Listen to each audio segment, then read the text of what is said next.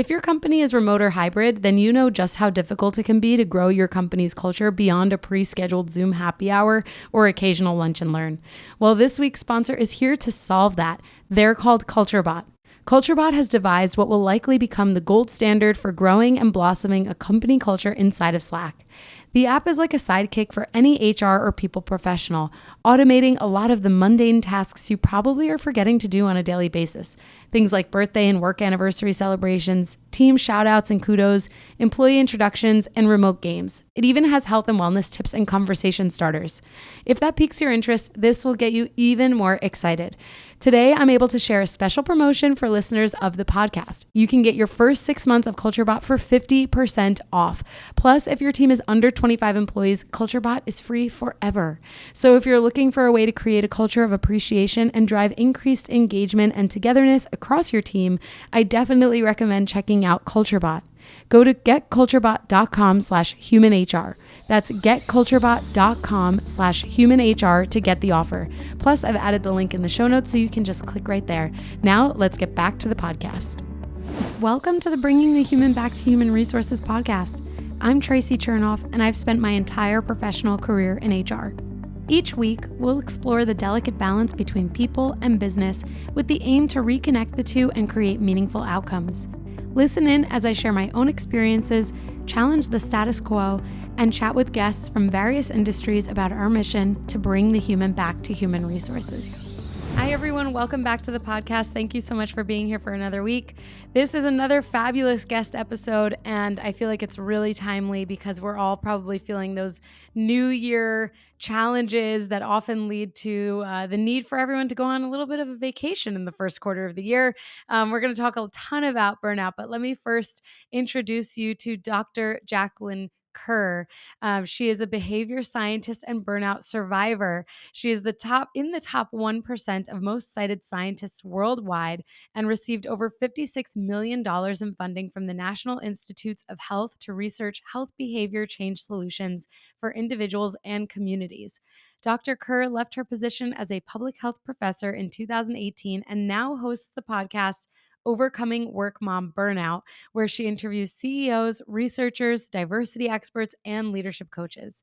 Her TEDx talk, How to Stop Burnout Before It Starts, explains how burnout is a multi-level problem and provides actionable solutions that we can all use to change the social norms around burnout based on behavior change science. Dr. Kerr is helping women leaders with training and peer learning collaboratives on how to lead through change, manage change, and leverage change for transformational organizational change. Her behavior science tools and evidence-based frameworks and strategies help leaders move beyond the status quo to lead the thriving, diverse workforce of the future.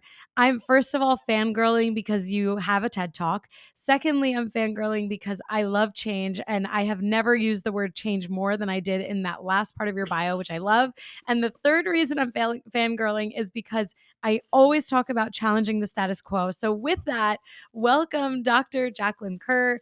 Thank you so much for being here. Thank you so much for having me. And I'm so excited to have this conversation. It's so great to connect with people who are also trying to challenge the status quo and are lovers of change. It's a difficult thing. Change is really hard. And like you said, we're in the new year, and all failing on our New Year's resolutions. It's January the 31st. We've all failed pretty much. And two, like Jacinda Ardern from New Zealand, she came back from the holidays and said, I've got nothing left in the tank. And this is such a problem for women leaders. Yeah, it's really true. And the reason why I talked about how we're in this new year and I'm sure everyone's ready for a vacation is because I'm ready for a vacation. And I know that I'm not the only one feeling this way. And, I've heard from so many people that January was like the longest, it was like 3 months worth of 1 month. And it's really true. We're recording this on the last day of January. And I'm like, how has it only been 31 days? It feels like 90. So is this something that you hear a lot when it comes to burnout or even people maybe approaching that burnout phase? So I don't necessarily know that there's a different time of year where burnout is higher. Certainly, I think if you have a family and you have really spent a lot of energy into the holidays, potentially celebrating different cultural or vacations during that time, and you've been trying to make the perfect Christmas for your children, then Mm-hmm. yes, you could be entering the new year. And that's actually the time to take the break. You might look at that vacation time when the kids are on holiday and go, this is my time to give to them because that's what makes me feel good. But I do recognize that I'm going to need to have recovery afterwards.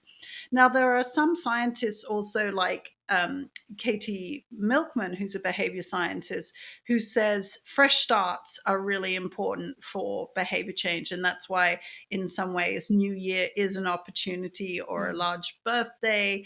But actually, my research never found that sort of connection, because we would see people even after a major heart attack or a loss of a loved one or a divorce or so many major life events that you think would make people want to change their behaviors, and it wouldn't happen. So I just think the biggest issue we're facing at the moment is burnout is chronic unmanaged stress. And the CDC just brought out data, the Center for Disease Control just brought out data. We are experiencing higher stress levels than ever before.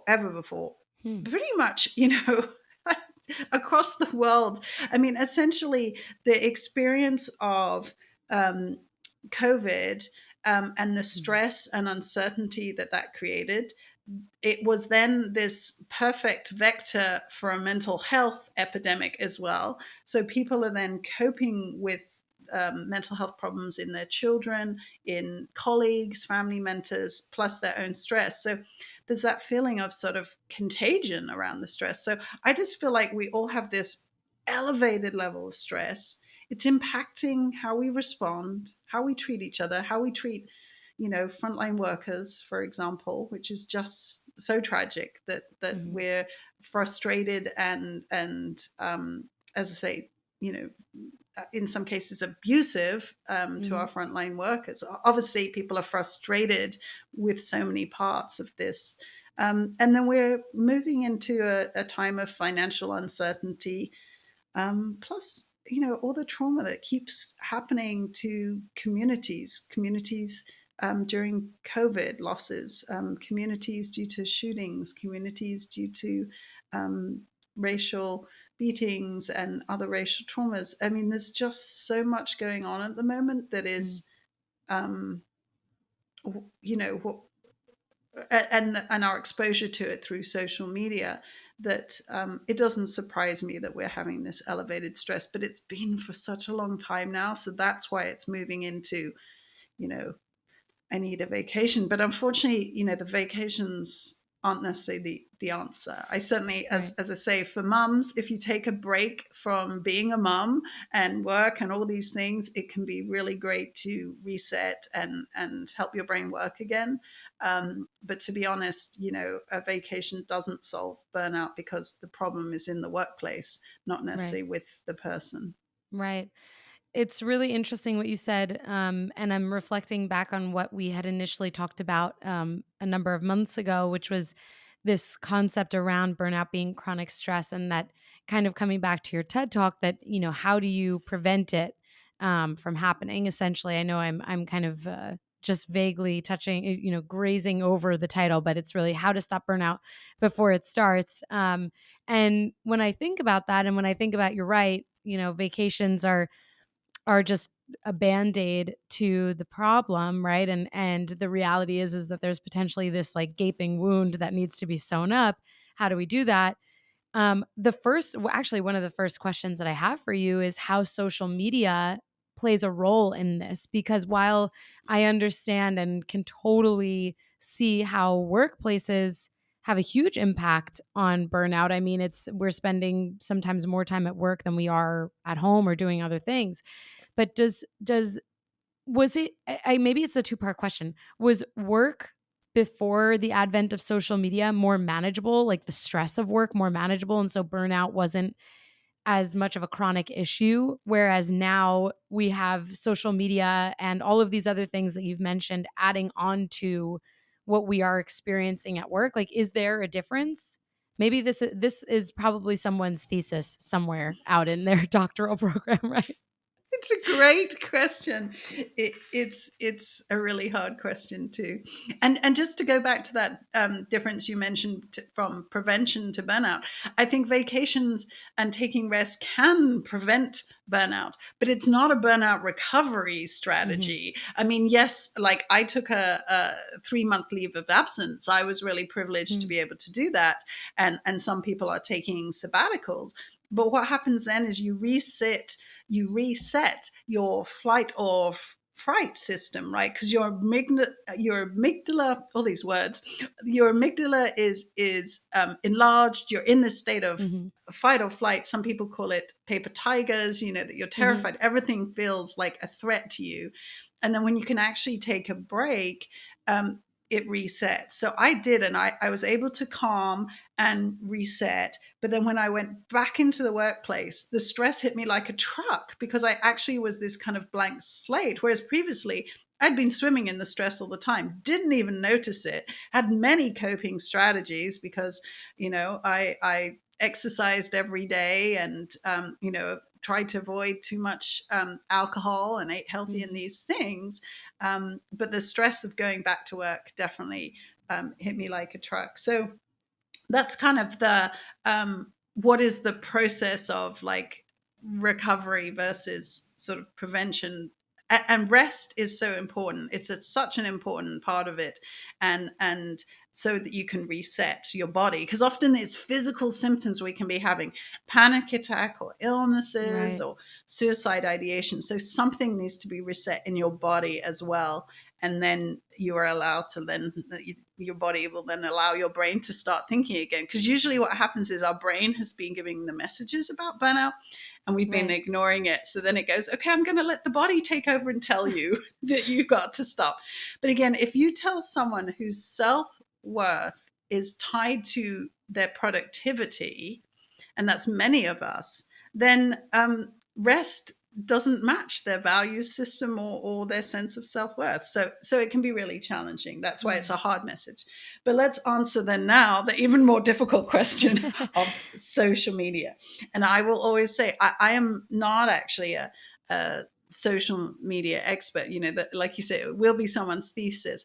But I know a colleague of mine kept reminding me, she said, can you make sure in your TEDx talk, and I didn't have room to say this, but she wanted me to make room to say it. She was saying, you know, scrolling on social media, we know if we can also take social media breaks, that is good for our mental health.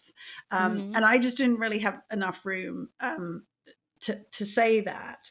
And again, it wasn't my main message, but it is an important message. So I think the process of being on social media potentially, I mean, some people find the scrolling relaxing, but like, is it numbing? Is it fulfilling? Like what is it? I mean, it's okay to check out because if that's what your brain needs, but maybe there are other more productive ways, like not productive, but like more healthy ways of checking out. But I think the biggest thing is the expectations that have come because of social media.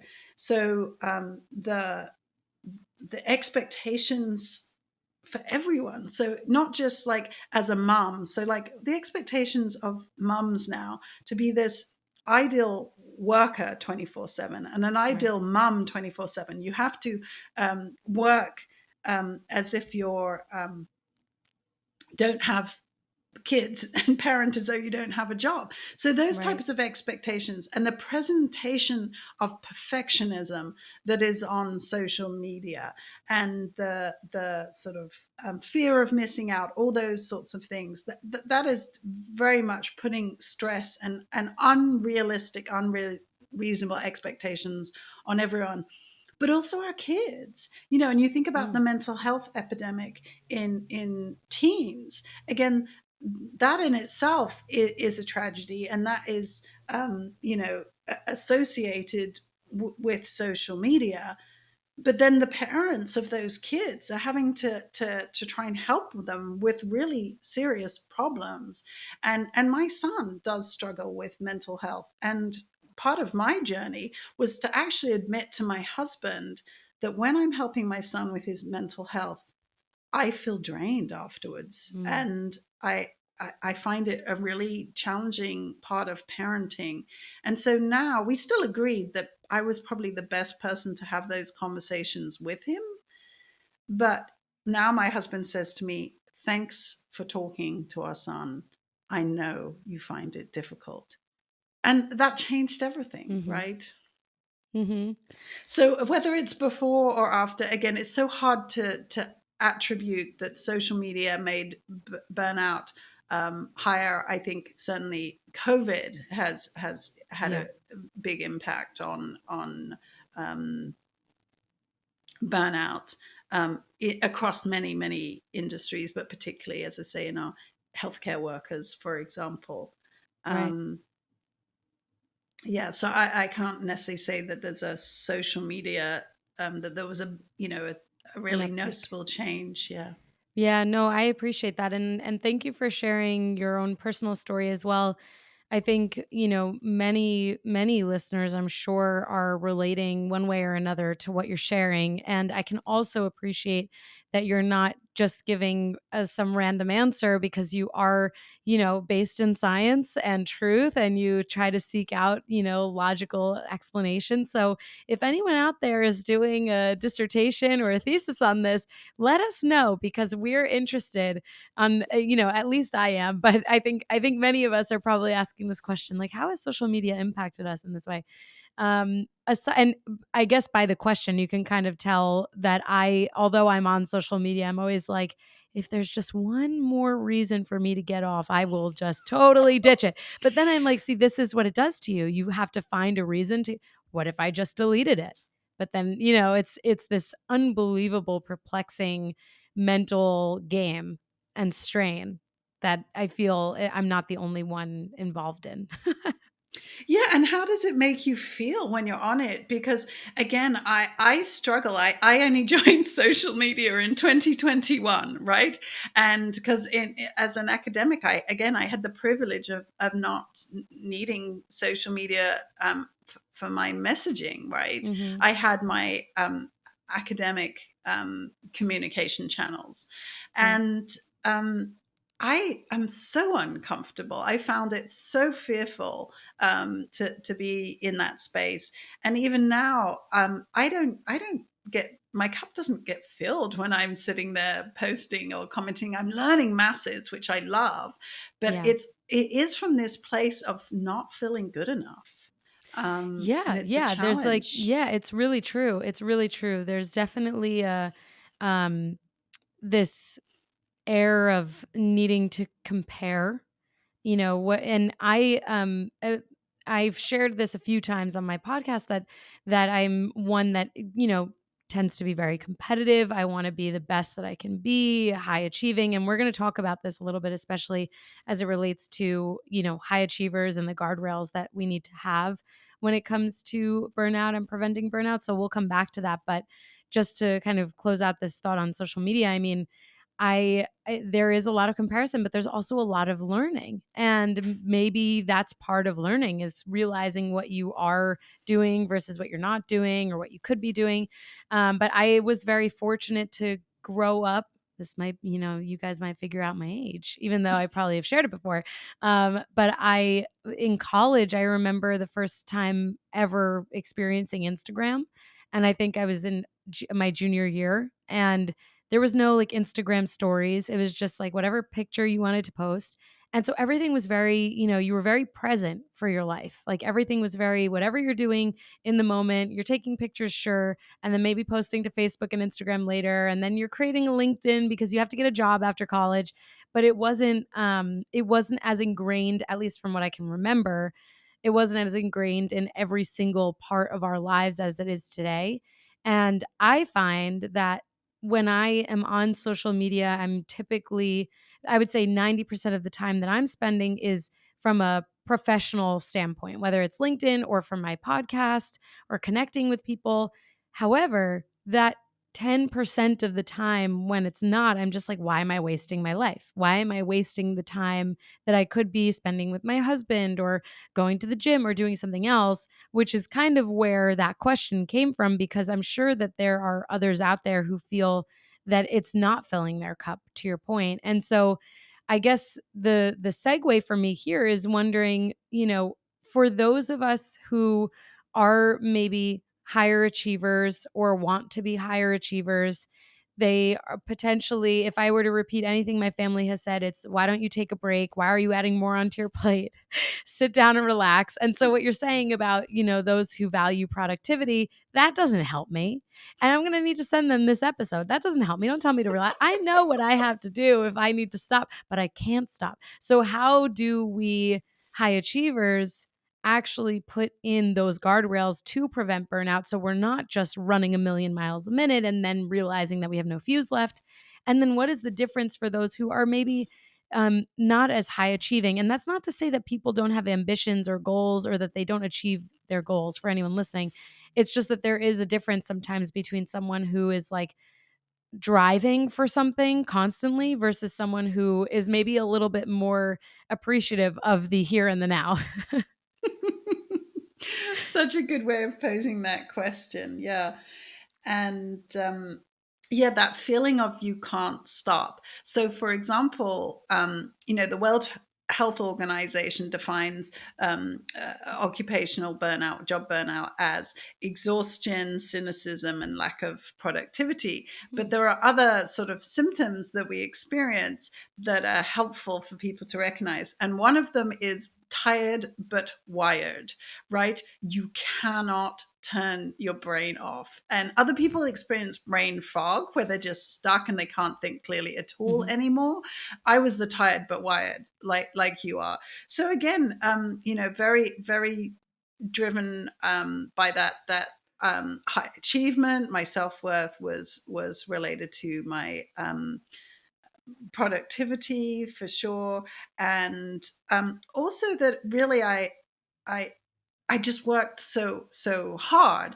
So, part of this is in the there's two psychologists, Freudenberger and North. They have this burnout stages, this 12 stages. Stage number 1 is the need to prove yourself, and stage number 2 is working harder. And then from there, it goes all the way through to the point where you're, avoiding conflict, in a state of denial, withdrawn, isolated, Wow. depressed, suicidal, burnout, right? So I mean, it's those first 2 steps, right?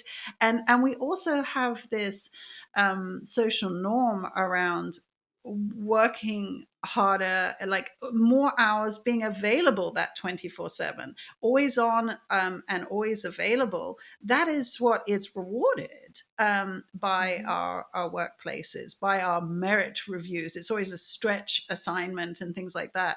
And so I'm always saying, well, actually, first, instead of like doing a merit review, why don't you do an equity review and see if they're even being paid right in the first place?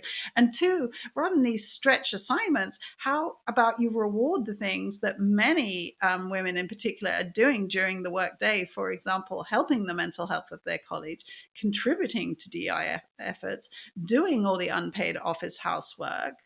Right. There are so many other ways of approaching this. So I think that's partly is that we've taken the message. And to be honest, too, when a colleague of mine said to my husband, "Your wife is the hardest working person I've ever met," it wasn't who I wanted to be. Like when I heard that didn't make me proud. I was like, God, I'm an idiot. It was kind of how I was feeling. I was like, I want to be the smartest working person, or, efficient, or something else. So I think it comes back to these stories and values that we are still holding on to, that could have come from all sorts of ways. I mean, again, that need to prove yourself, where has that come from? It can be a certain personality tendency, and I call it a tendency rather than a trait, because it's something you can work on. Right. It could be because of the messaging you had during childhood. And to be honest, my childhood messaging was that because you worked hard, it isn't as good as an achievement as your brother who got there by natural talent alone, right? And so even if I did work hard, I never got the recognition, because even though I was brought up to work hard, there was some flaw in working hard too. And that's what really helped me when I read Mindset by Carol Dweck. It was all about what is a fixed versus open mindset. And basically she was saying, nobody who succeeds on talent alone. Everybody who succeeds also has to work hard. And I was like, oh, thank God. Yeah, I'm not flawed, Right. because I work hard, right? And so I think we have to think about that messaging. And then we also have to recognize that there are groups of people who are disadvantaged. Either they're seen to be less committed or incompetent. So, for example, mums are seen as less committed than dads. Unfortunately, people of color are often rated as being less competent. And so, yes, you're facing this stereotype that you have to overcome. And even if you overcome that stereotype to get to the same level of performance, you are then actually not judged on having equal performance, say, as your colleague who is a man. You're judged on your potential, and the potential of men are being rated higher than the potential of women. And we have lots and lots of research showing this. And as I say, things are much worse for women of color. So it's true, you have to prove yourself. You have to work twice as hard to get half as far. And again, it's not just in your imagination that, that the data really shows this is happening. So no wonder you're having to work harder and you're having to prove yourself. So there are so many reasons that we do. So part of the reason why we feel like we can't stop is because our experience has told us we have to do more to get there. And because of the stories we've told ourselves or we've been told. So one of the things I had to do is this real values re-evaluation and say, yes, I one of my values is being a hard worker, but one of my values is my health. One of my values is my family. One of my values is being honest, and I'm hiding the fact I'm burned out. There was so many conflicting values. So then I had to decide, okay, well, what do I do about that? How can I sort of match that and then work out a new set of values? Because you don't want to get to the point when you're saying you can't stop because you're so driven, to the point where you break. And again, we do have to really address our egos in this, right? There's a certain part of us that does gain from that feeling of being a martyr and giving everything. And even the ego I had as a professor, and I lost that identity, and I had to face the ego I had in that identity. And so, we think we are so important, right? We've convinced ourselves we are, and we maybe get feedback to reinforce that. But when, for example, Glennon Doyle said, do you want to set the role model to your daughter to be a martyr to motherhood? And I went, no. And like, do you want the same life you're having for your daughter? And I went, no. And so you're suddenly like, what am I doing? Like, what am I doing? So I think we forget that the harm we can be doing by the way we're we're driven, or leaving everything on the table. It's important for any business to focus on their culture, employee well-being, and strategic growth. But without the proper tools, it can be next to impossible to support the people behind your success. That's why you need Namely, the all-in-one HR solution that empowers you to engage and develop your people in one intuitive platform. Namely's award-winning technology covers your essential HR, payroll, and compliance needs all in one place. Whether you have 50 or 1,000 employees, Namely's modern and integrated platform is designed to be used by everyone, every day. With a mobile app and elegant UI, Namely empowers employees with self-service tools to request PTO, acknowledge peers, review pay stubs, and enroll in benefits.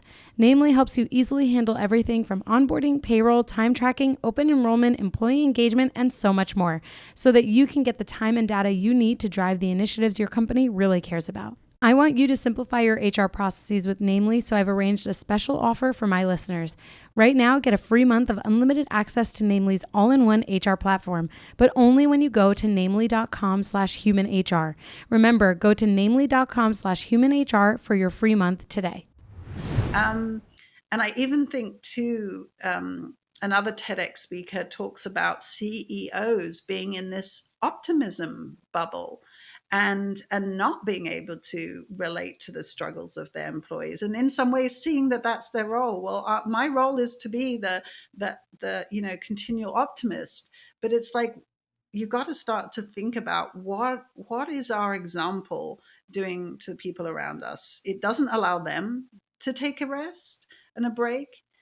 It doesn't allow them to make mistakes and be imperfect. Right. So I think we do have to acknowledge, without falling into sort of shame, that our behaviors are also having negative impacts on others. Yeah. So yeah. And sometimes that's the only thing that can motivate us. Sometimes we won't do it for ourselves, but like, I'll do it for my daughter. I love it. No, it's really a good point. I mean, I was reflecting on what, when you said reevaluating your value set and really thinking about almost like what you stand for. I had a guest on a few years ago who talked about that a lot. Like, what is it that you stand for, and who do you want people to remember you to be?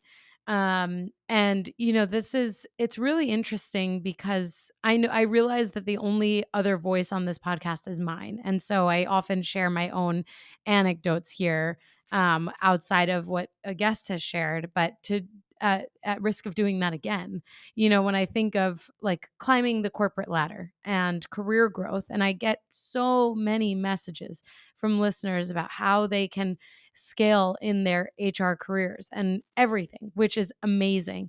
And especially in HR, I mean, it's still statistically, there is a majority of females or of women in HR still. I think things are starting to level out a little bit more than when I even started being in HR, but um, most of the time I am hearing from women, and there's always this like almost a power struggle. And so your point on checking the ego, I really appreciate. I think it's important that we all remember that our ego is so intertwined in our careers.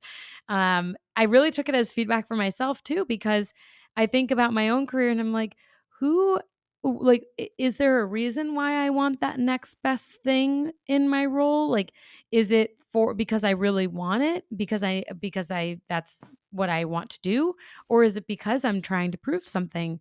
Who am I proving it to? Am I proving it to myself? Am I proving it to others? Do I have to prove anything? So this is, I think I'm in my 30s now, and I think differently about careers and all of that. And especially my mindset changed when I got married over a year ago, because things reshape themselves, priorities reshape themselves.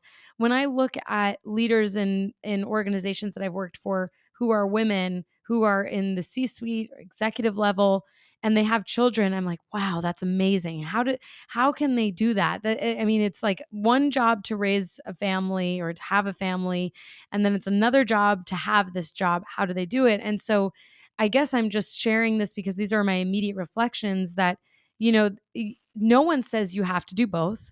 Obviously, there is a financial implication here if you have to have, depending on income levels and things like that. And the majority of the time, if considering in a heterosexual relationship, at least the mother might be the birthing parent if that's how things work out, but that's not the only way that a parent will bond with a child. But I really do think about that, how society, even during COVID, I talked about this, that women exited the workforce because they were the ones making less most of the time. And they were the ones who were, managing the home. And I realize I'm making a lot of generalizations here, but there are statistics that show this. And at that time, I think it was probably early into the podcast, honestly, where I said, I hope that this doesn't set women back. I hope that, whatever progress we have made in leveling the playing field, and kind of coming back to this point that you made about potential, that I kind of hoped that we wouldn't see the negative side of women kind of taking on this responsibility. And again, it's Mhm. not to say that men aren't, but I think it's an important point. So I want to kind of pose to you another question on this topic of potential achievement, how gender plays a role, how race plays a role, and things like that. But I guess the question really is there a way today within our society for us to better highlight potential versus achievement versus performance? Is there a way to continuously level the playing field? I mean, we talk so much in HR about DE&I and comp and ben and all of these things, but talking about it and doing something about it are two totally different things. So how, like, where do we start, and how do we ensure equity within that potential? Right. Yes. A great question. So one of the things is that we do have to design it in there, and yes, there's been so much work around how do we have unbiased hiring processes, but that hasn't necessarily translated into promotion processes. So some of Mhm. the same things apply. So again, you don't want it to be a single. We're all biased. We all have bias within us. You Mhm. don't want it to be a single manager and their biases, right? If you can have a diverse team of people who are making promotion decisions, that starts to mitigate some of the bias. Again, a diverse team. One, two, there has to be really clear performance criteria that are met, and then that means you get a promotion that using the potential that is just it's not objective, and it's not measurable, right? So it really should be based on the performance using very objective criteria that are related to the next stage.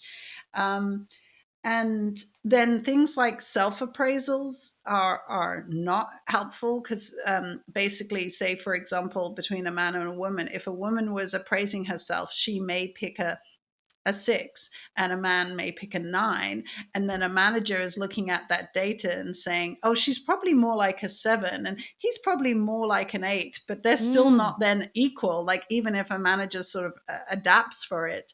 that's um, interesting. so so self appraisals is another one, and some of this comes from Iris Burnett, who's the head of the Kennedy School of Business at Harvard, and she has a book called Equality by Design. And these are the things, these are the tools, like self appraisals are biased, right? They're not helpful. Another thing is that how do we even track our achievements? So it's very hard potentially for some groups to be able to talk about their achievements, and so again, having ways that your progress and the things you've been working on, the achievements you've made, sort of more automatically logged. And so the manager is constantly seeing what you're doing rather than coming to this one moment in time and suddenly you've got to produce all this. And then Mhm. there are challenges for women beyond that. You know, even if we do self-promote or if we negotiate because of stereotypes that is not what women should be doing, then we're penalized when we do those things. So it's not that we're worse at doing them, it's that we're penalized when we do them because it doesn't conform to the stereotype of what women are seen to be.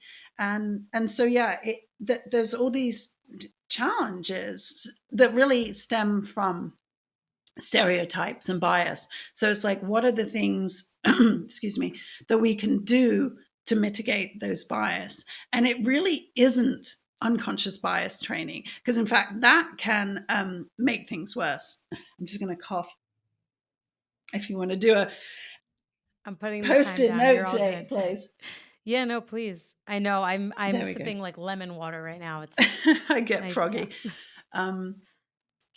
Yeah. So unconscious bias training, for example, makes you aware of the biases you have, and then makes you think, well, now I'm aware, I've dealt with the problem. I was the problem. It was my brain.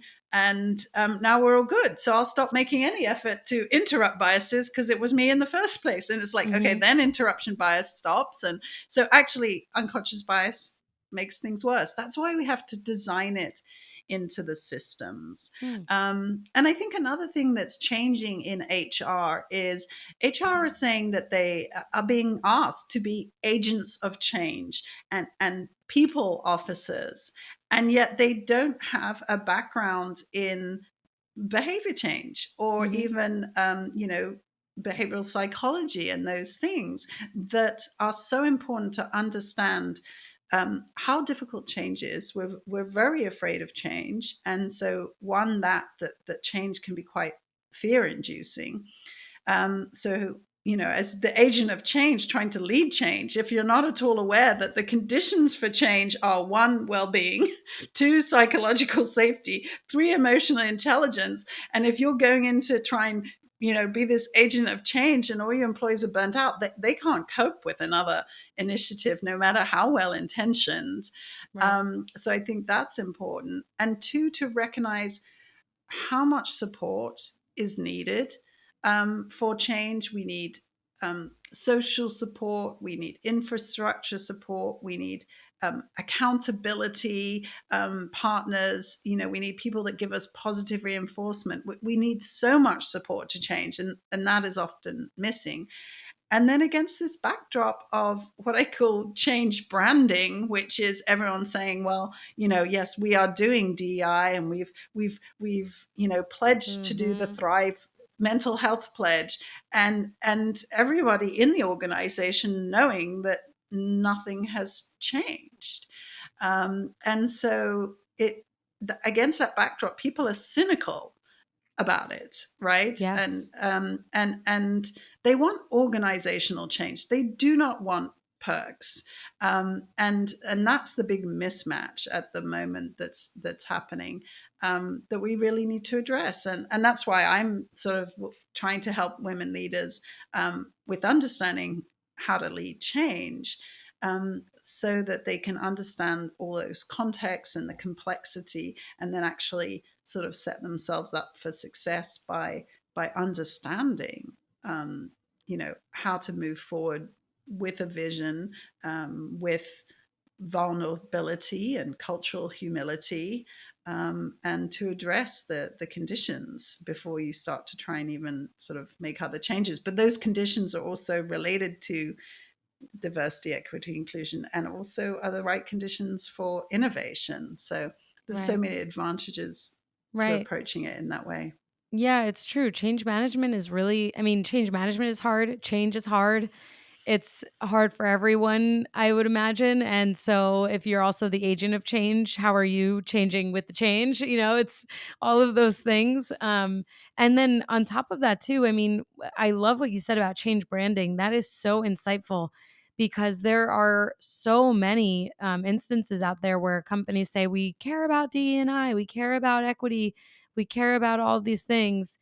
And then there isn't a whole lot of action. And it's just this, to your point, it's change branding, but where is the action to show for it?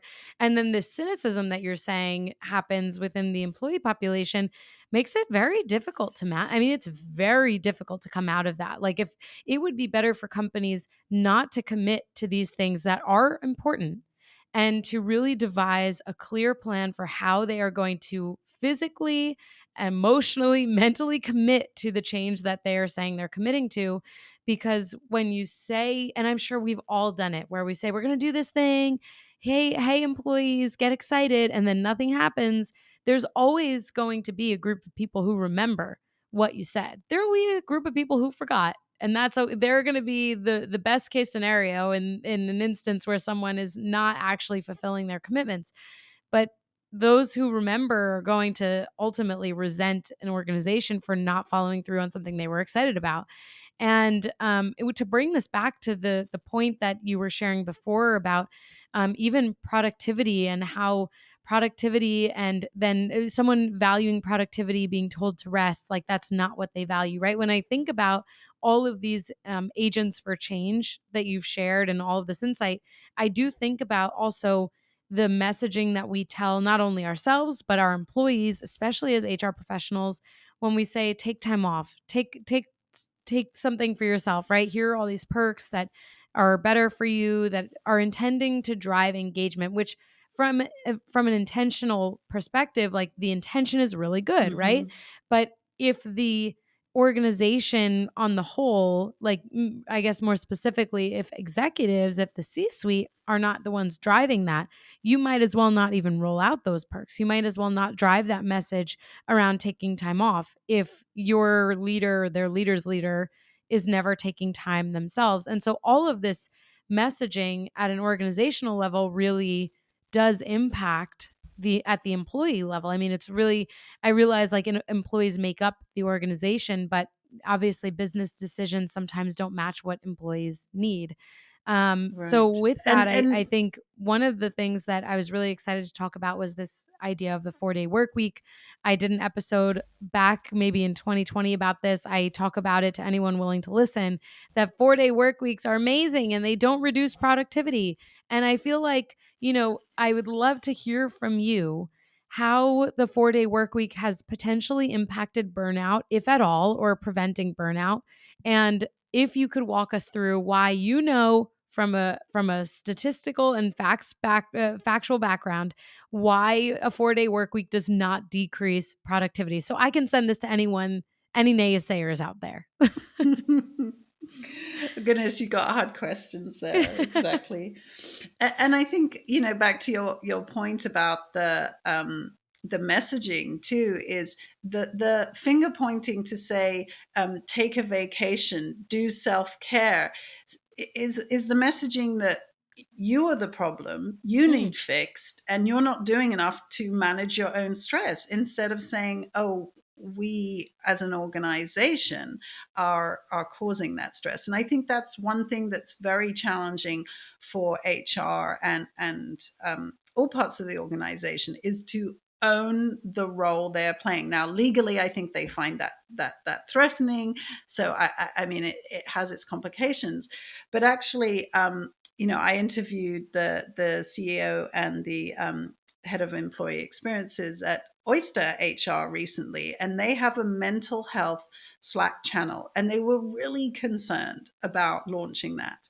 And it's been the best thing they ever did, because it's a space where people, how they've created it to feel safe, to have these conversations. So I think this is part of the problem, is that when we're coming from this defensive standpoint, that's one of the biggest problems to us actually moving forward, because we have to admit that our organizational systems and policies and leaders are part of the problem. And again, that's very scary, and it also can have implications for who is responsible, right? But I think that's where we need to move out of that and into what are the solutions. So to talk about your 4-day week, and again, I'm going to have to say, I am not a specialist in the 4-day week, and I've kept up with the some of the news reports around it. and in terms of particularly around productivity.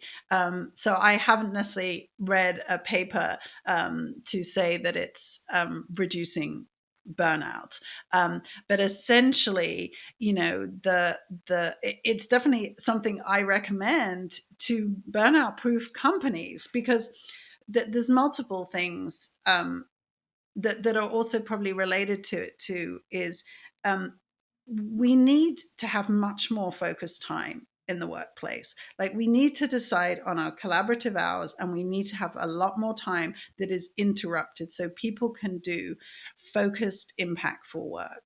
So that's really problematic. So, I mean, if you had a 4-day week full of pointless meetings, maybe productivity wouldn't change. So I think we really have to sort of say is, we've got one day less, let's use the other days in the most efficient way.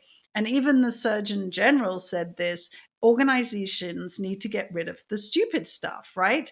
We really have to get rid of the things that are affecting our productivity too. So again, I'm imagining that companies that went to the 4-day work week also did it, or in a hopefully did it, but if not, we need to do it in an intentional way where those days are best used. And again, I think we just have to remember the reason why, for example, we had legislation and health and safety requirements to have 8-hour days was because beyond that, it wasn't safe, right? I mean, and that's the case in so many, manual labor industries, or again, mistakes start to happen in medicine when people are overworked. So we do know that more isn't better, yet we have this mental model of more is better.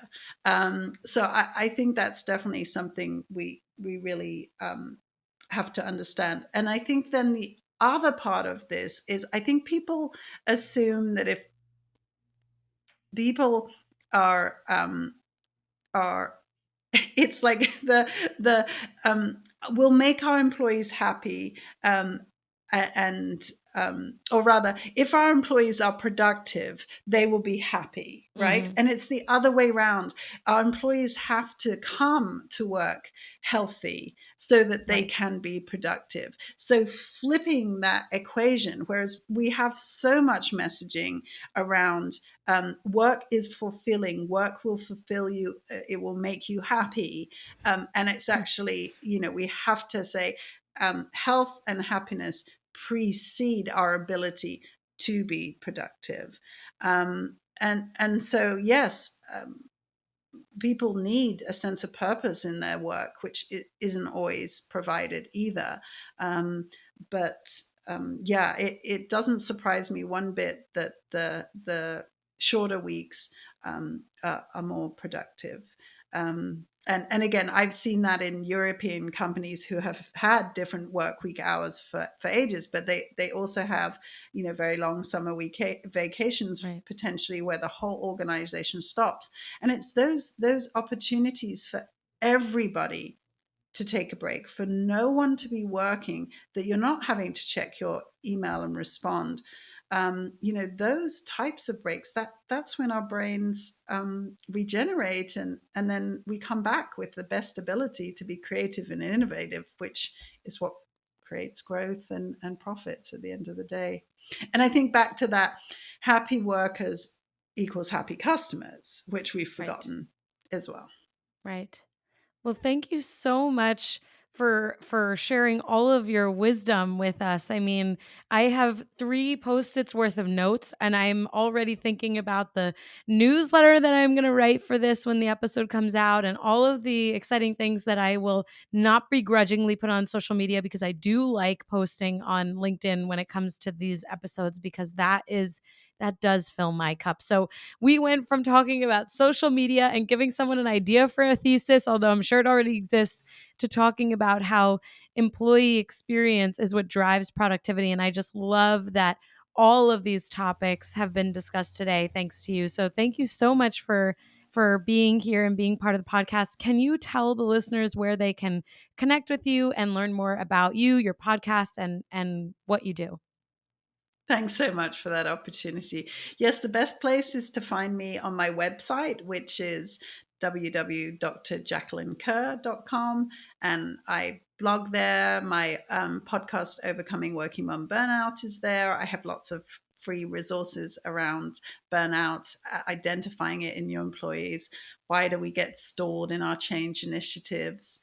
And my TEDx talks there. And I'll be hopefully launching my training and leadership program for women this year. So that Amazing. will also be available there.